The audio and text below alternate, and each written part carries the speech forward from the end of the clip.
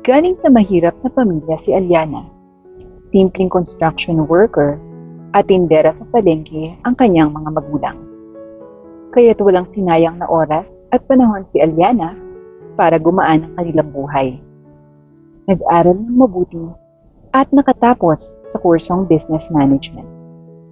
Anak ko, masayang-masaya kami ng tatay mo dahil nakatapos ka na ng pag-aaral. Saad ng nanay niya.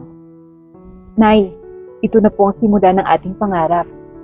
Dahil nakatapos na ako, mag-iipon naman ako ng pampuhunan upang makapagpatayo po tayo ng sariling negosyo. Masayang sagot naman ni Aliana. Anak, sa pagdeterminasyon mong yan, hindi malabong mangyayari talaga. Kaya ang suporta namin ng tatay mo ay palaging nasa iyo. Sabay yakap kay Aliana. Naku, Nay, magkakaiyakan pa yata tayo eh. Tara na nga pong kumain habang mainit pa tong pansit at siguradong masarap to. Ani Aliana. Oo nga anak, ikaw talaga. Sagot naman ng nanay mo. Masayang kumain ang mag-anak ng araw na yon at halos walang paglagyan ang saya ng mga ito. Kinabukasan naman ay kaagad na naghanap ng trabaho si Aliana at pansamantalang nag-apply sa isang fast food chain. Dahil graduate ng business management, ay kaagad namang sumabak sa training bilang supervisor ng fast food na iyon. Good luck on your first day of training. Bati naman ang manager ng fast food. Thank you po ma'am. Kinakabahan po ako eh. Sagot ni Aliana. Kayang-kaya mo yan. Sagot naman ng manager. Hindi nahirapan sa trabaho si Aliana dahil paglipas lamang ng 6 na linggo, finally, ay isang ganap na siyang supervisor sa fast food chain.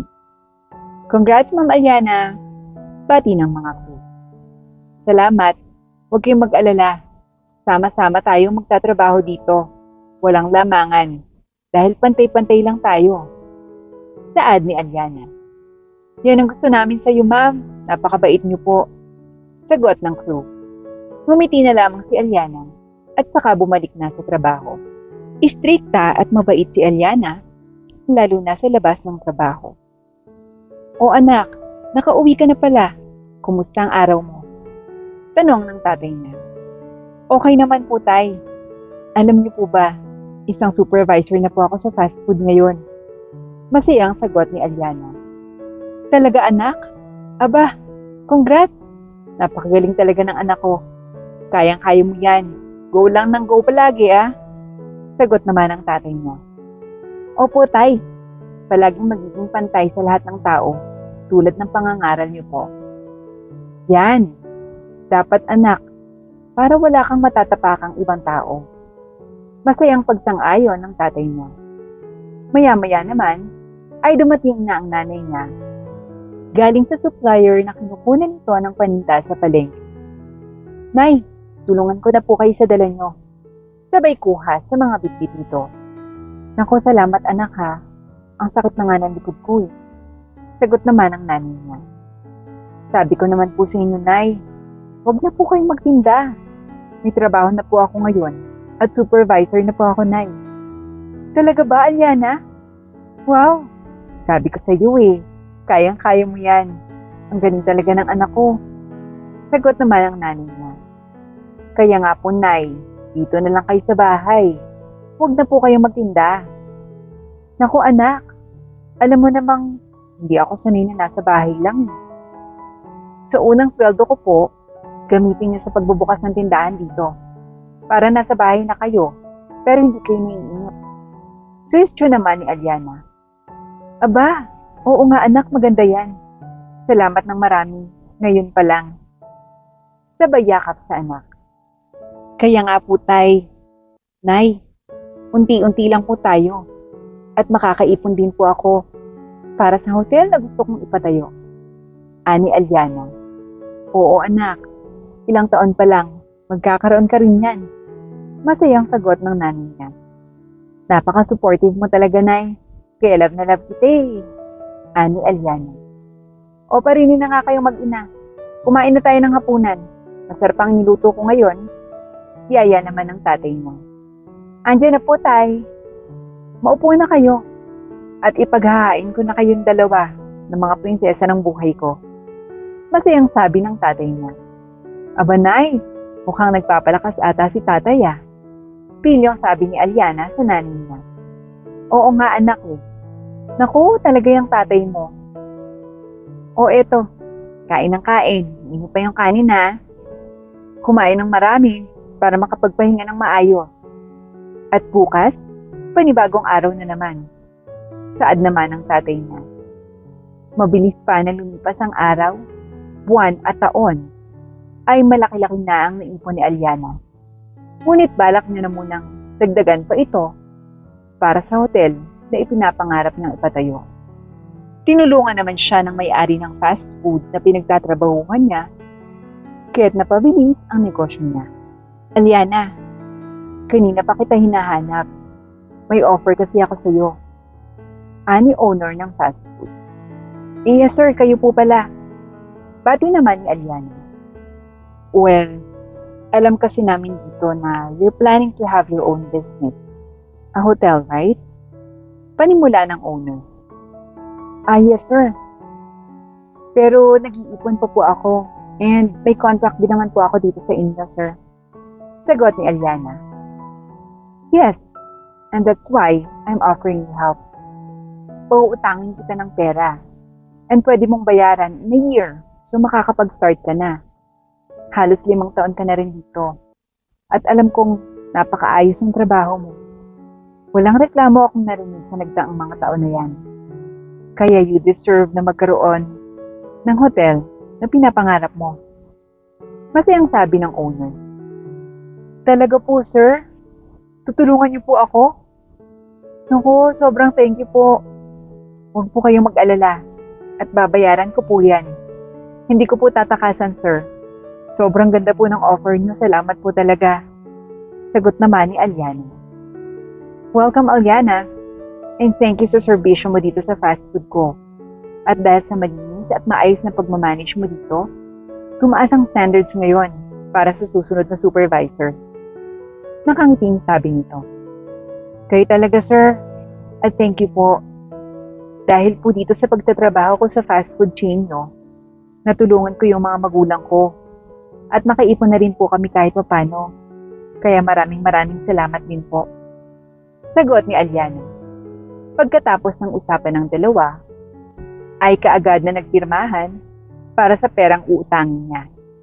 At kaagad na nagpaalam sa kanyang mga kasamahan. Nakakalungkot at nakakaiyak. Halos pero ganun talaga.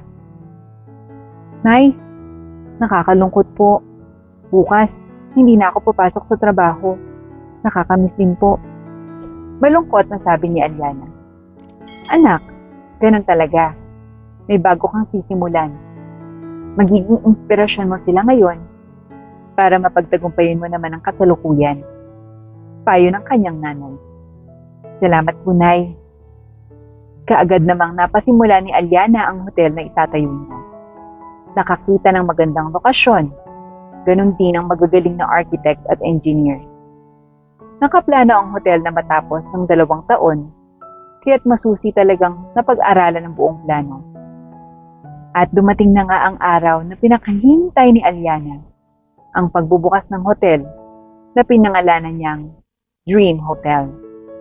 Nay, tara na po sa hotel. Ngayon po ang blessing at soft opening din po.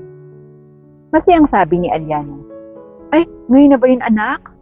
Wow, tara na at tatawagin ko lang ang tatay mo. Ani ng kanyang nanay. Sige po, Nay. Mauna na po ako doon. Antayin ko po kayo ni tatay ha. Ani Aliana. Sige anak, at magbibihis pa rin naman kami.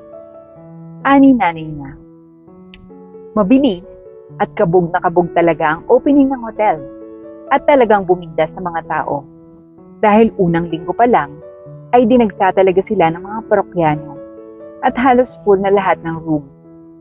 Kaunti ang staff, kaya kinailangan niyang mag-hire. Kasabay din ito, ay isa rin siya sa staff sa sariling ng hotel.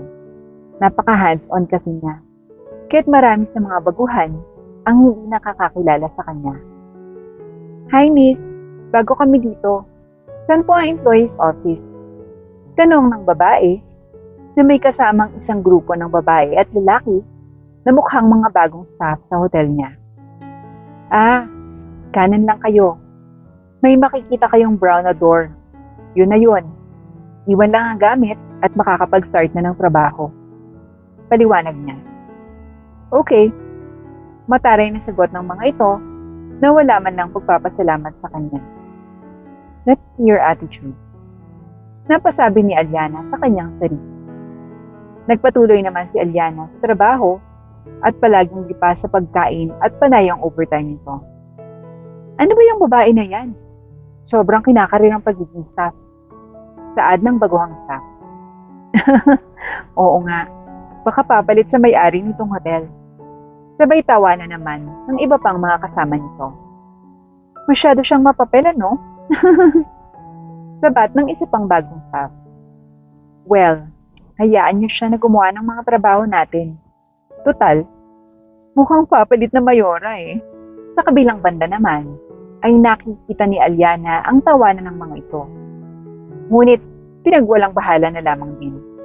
Isang beses pa nga, nang marami ang turistang nag-check-in dito, pwede bang paki-accommodate yung ibang turista habang mahaba yung pila sa pag-check-in nila? Pakiusap naman ni Alyana sa mga ito. Ay, sorry magbe-break time na kami eh. Kayang-kaya mo na yan. Sabay tawanan na naman ng mga ito. Hindi na nagsalita muli si Alyana, but this time, nagpatawag na siya ng meeting sa kanyang secretary pagsapit ng gabi. Sir ma'am, kindly wait lang po ha. Marami po kasi talagang check-in ngayon. But we will assure you po na nakapagpahinga kayo ng maayos in your room. Ani Alyana. Okay, thank you. Sagot ng turista. Nang sumapit naman ang gabi at halos lahat ay nasa room na, ay saka naman gaganapin ang meeting. Sino naman kaya ang may-ari nito? At ngayon pa lang natin siya mag-meet. Saad ng bagong staff. Oo nga, curious tayo. Let's see who he or she is. Sabat ng isa pa. Nang makumpleto na ang lahat ng staff, ay saka nagsalita ang sekretarya. Good evening everyone. Nagpatawag ng urgent meeting si ma'am. And for the issues na napapansin niya lang naman yung pag-uusapan mamaya. Pakihintay na lang po, parating na siya. Saad ng secretary. Maya-maya naman ay dumating na si Alyana. Habang naglalakad patungo sa upuan, ay naglakihan naman ang mga mata ng bagong staff dahil sa nakita nila. Good evening sa lahat. This meeting is very important because I noticed some issues na need i-resolve agad. And by the way, thank you sa mga dati kong employee na hanggang ngayon, hindi pa rin nagbabago at mas lalong pinagbubutihan ang kanilang trabaho. Para naman sa mga bagong staff, I think need ayusin ang attitude nyo. Dahil nakita ko lahat ng pag-uugaling meron kayo, wala kayong malasakit sa trabaho at ganon din sa mga kasamahan nyo. Hindi ba tama ako? Well, let me first introduce myself to everyone. My name is Alyana and I am the owner of Dream Hotel. Pakilala ni Alyana. Tumungo ang mga ito at saka naman humingi ng tawad. Sorry po ma'am, hindi po namin alam na kayo pala po yung boss namin. Babaguhin na po namin yung attitude namin. Huwag niyo lang po kaming tanggalin sa trabaho ma'am. Patawad po. Saad ng mga ito. Well, hindi naman ako ganun kasama para tanggalin kayo.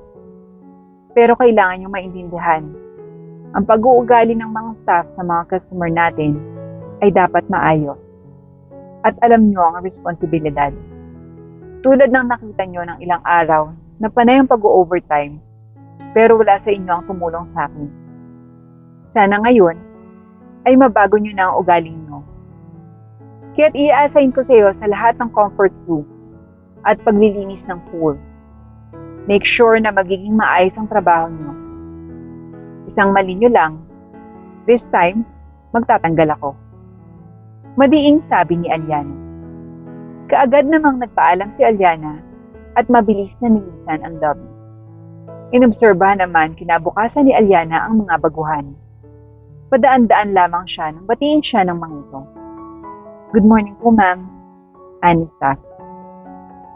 "Morning," tipid na sagot niya.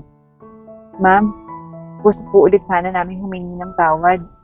Salamat po sa pangalawang pagkakataon na ibinigay niyo po," ani staff. "Okay lang. Kahit patunayan yung deserve niyo yan," ani Aliana. "Yes, ma'am," sagot ng mga ito. Hindi naman nagtagal. Pagkaraan ng isang buwan, ay malaki ang pinagbago ng mga ito at kasundong-kasundo ang mga dating staff niya. Dahil doon, ay nag-treat si Aliana ng lunch sa kanyang staff. Masayang nagkainan at nagkwentuhan ng mga ito. "Thank you, Ma'am Aliana," sabay-sabay na sabi ng mga staff. "Welcome. Kayo pa ba? Basta maayos ang trabaho at magkakasundo kayo, masaya na ako doon.